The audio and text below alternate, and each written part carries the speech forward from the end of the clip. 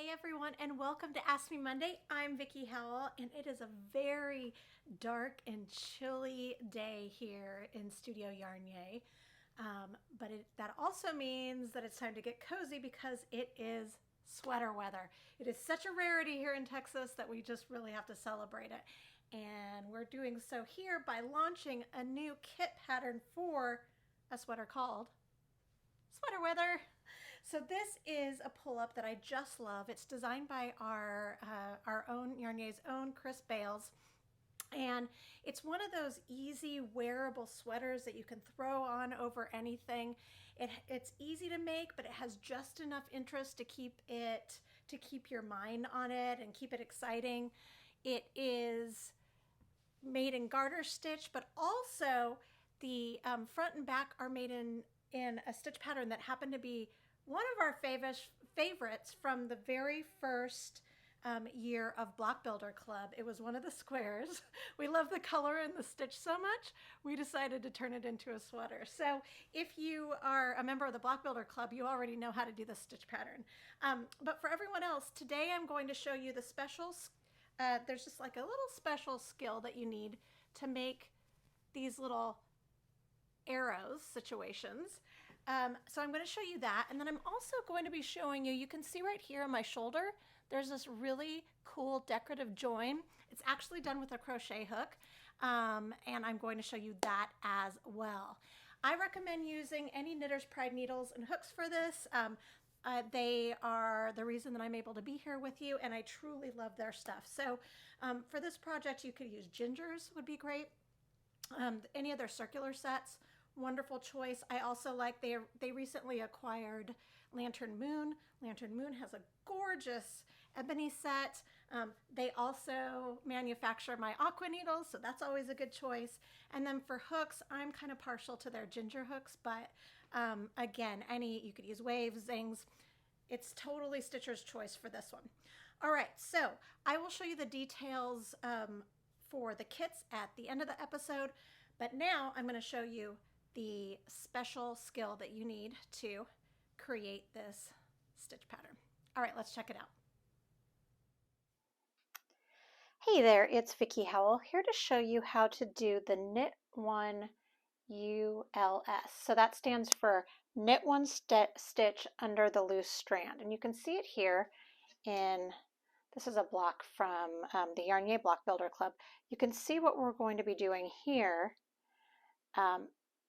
is we are going to be working with this loose strand. So this stitch would need to be worked over at least, well, an odd number of stitches, and you'll see why.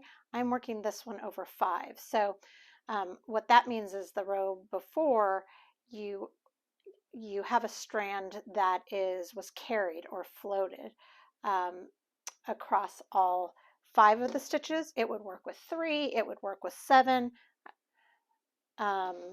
and here's why we need to have, let me get this out of the way so you can see. Here's why we need to have an odd number. So we want to find the middle. So you can see that I have this long strand. I had just slipped the stitches with the yarn in front, and so you can see that float. So now to work the K1 ULS, well, first I'm going to get to where I want to be. So you can see here that these floats look sort of like arrows because the center point is pointing up. So we got to get to the center. So we're just going to knit as we normally would knit for the first 2. And then that third stitch is our center point. So this is where the action is. So to knit one under the loose strand, we just take our right hand needle and we dip it underneath that strand, kind of ignoring it, and then we knit the next stitch. And then that stitch that's on the left hand needle, we kind of slip it back underneath so that it pulls it up without knitting it together. It's just change places so that it's tucked behind that stitch, and then you would knit the next 2 together, or not together, the next 2 as normal. Okay, I'm going to pull it out and I'm going to show it one more time just so I make sure that you've got it. Okay, so I don't think you need to see me knit just the plain 2 stitches again, but to work the knit one under the loose strand. We dip our needle under the floating strand that's in front of the stitches. Then we knit the next stitch as normal, and then we bring that loose strand behind that stitch that we just knit, and then continue knitting as the pattern calls for. It's really easy. It's essentially just a tucking technique, but it's got a really nice textural effect. I mean, so easy, right? But such a cool effect. So since everything else is pretty much just knitting and purling, the other thing I wanted to show you was how to do, sometimes it's called the crochet zipper closure, sometimes it's called the slip stitch. If you've never picked up a crochet hook before, do not worry.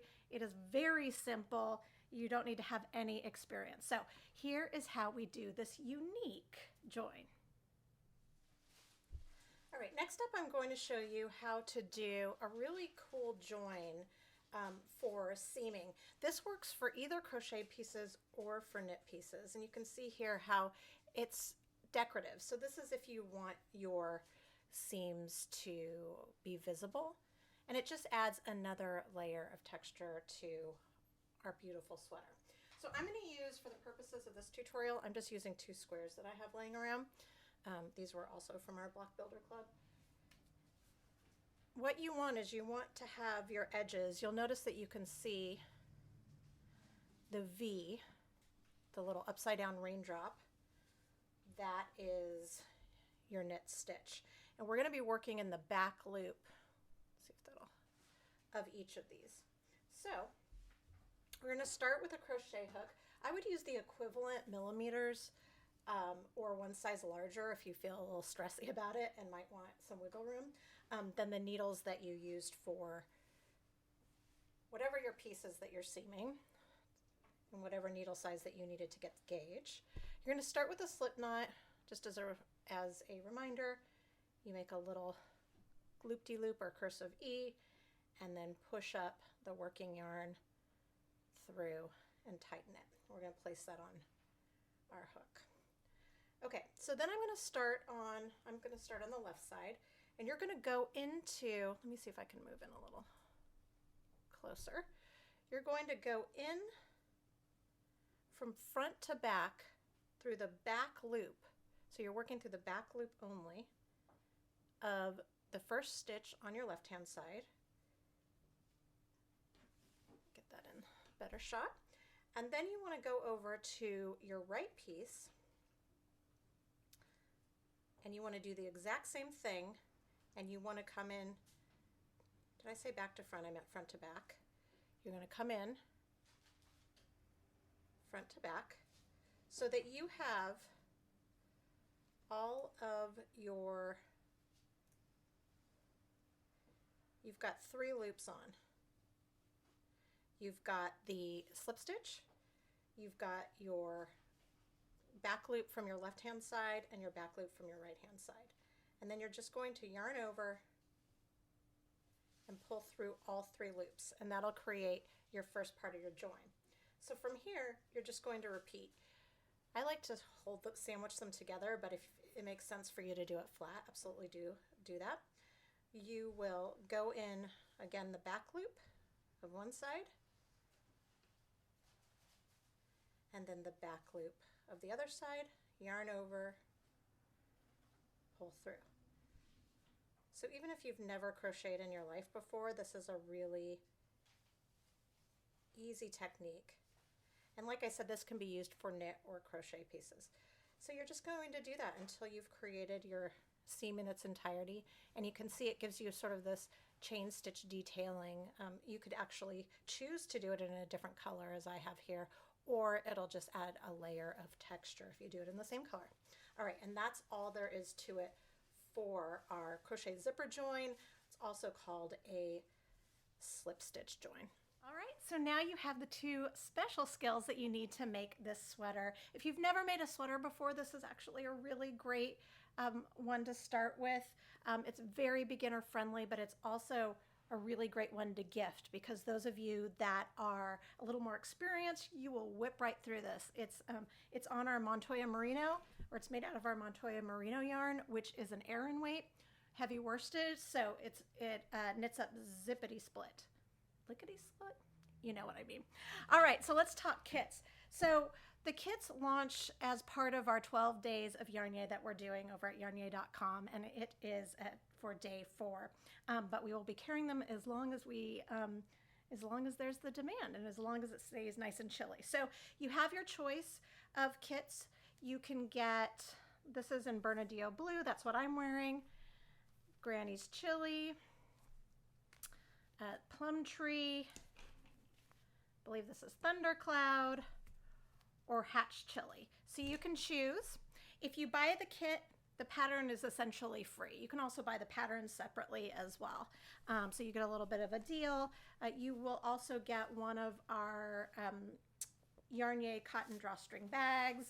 And then, I'm gonna reach around the camera, also just to make sure that you can get the fit how you'd like it. And it is sized up to 9, it's got 9 different sizes. So there's a little something for everyone in it. We're going to send you also in this kit one of our Yarnier measure twice, stitch once. I'll do that again just so it sounds better. One of our measure twice, stitch once. Still didn't get it, gonna try again. Measure twice, stitch once measuring tapes. That way you can grab a buddy and make sure that you have the body measurements that you need. You can get all of those at yarnier.com, and you can find more information about the tools used here and other Knitter's Pride tools, as well as information on Montoya Merino and all of the goodness that is 12 days of Yarnier at vickyhowell.com. All right, thanks, and have a great rest of your week.